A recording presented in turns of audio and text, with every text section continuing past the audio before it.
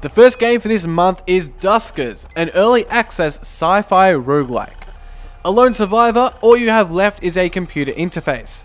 Through it, you navigate drones into abandoned spaceships looking for answers and a way out.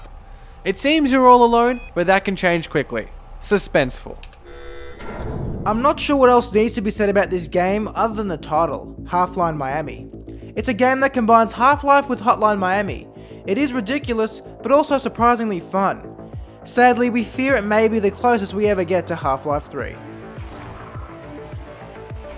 We still haven't got around to all the Ludum Dare 33 efforts, but one we have played is Daniel Linson's Death of a Lich.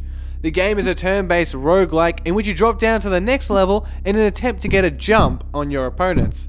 It plays out a lot like Crypt of the Necrodancer, so if you like that, you'll probably like this too. You don't have to like baseball. Heck, we're Australians, we don't even know how to play baseball.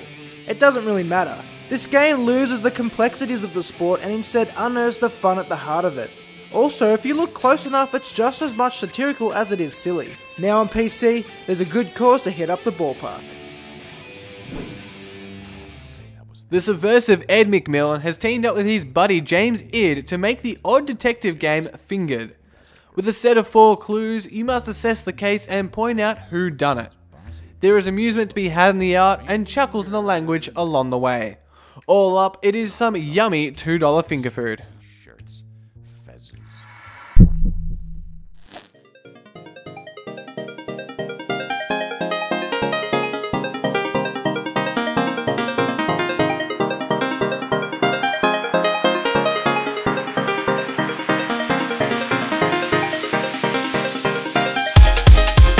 Ollie Ollie 2 Ollywood is the new, better version of last year's indie skating hit.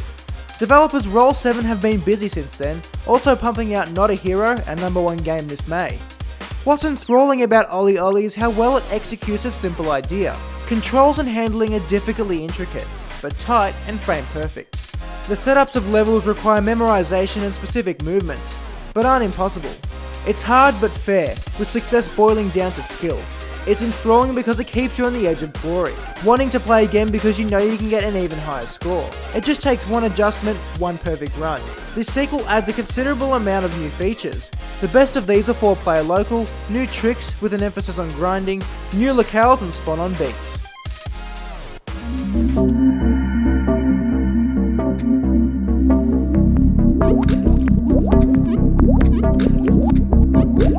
Inc has splatooned into our lives with a platforming experience that's just as vibrant as its colours.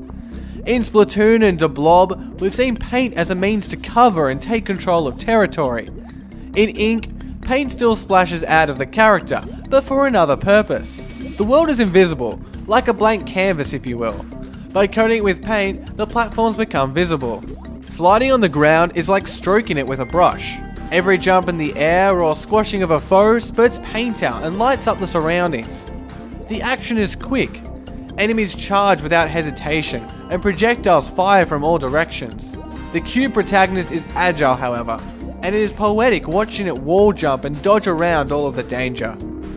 Inc is by no means easy, but with its innovation, colour and its bouncy action, it is most certainly worth the effort.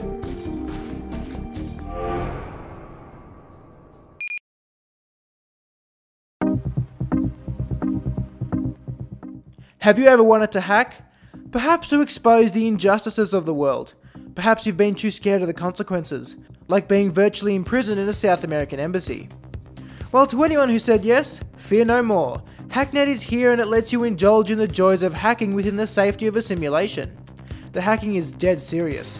The game takes place exclusively on a computer screen, with only codes and files to stimulate your eyes. You crack encoded files, bypass firewalls, and have to work in limited time frames. What really keeps the game ticking is the story. You receive instructions from a recently deceased hacker. The media reported his death as an accident, but as you hack you uncover what really happened. The intrigue propels you to keep hacking away. It's definitely not a game for the impatient or casual gamer, but Hacknet provides a dedicated hacking experience for an equally dedicated audience. Hi. It's Raymond. I hope I have the right number. Look, We covered Shadowrun Hong Kong in our January Kickstarter video, and 8 months later it's already out. That's not to say it's been a rushed development. Aside from a few launch bugs, the game is top notch.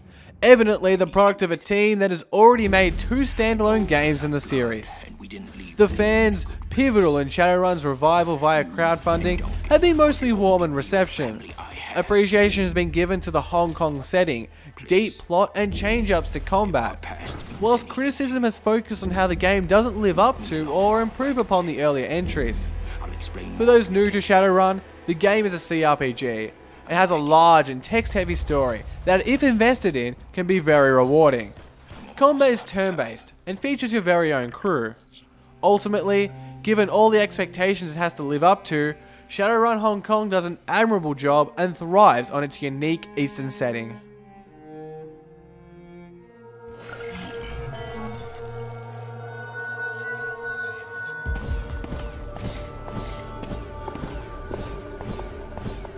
This is the right solution. Our number 1 indie game for August 2015 is Volume. You may ask what it is, what makes it so good? Those are all valid questions, but if you want to find the answers, you'll have to wait for our next video in which we'll take an in-depth look at Volume. Until then, thanks for watching. My name's Lawrence. And my name's Josh. We'll see you next time here on Indie Former. I've decided to make a choice about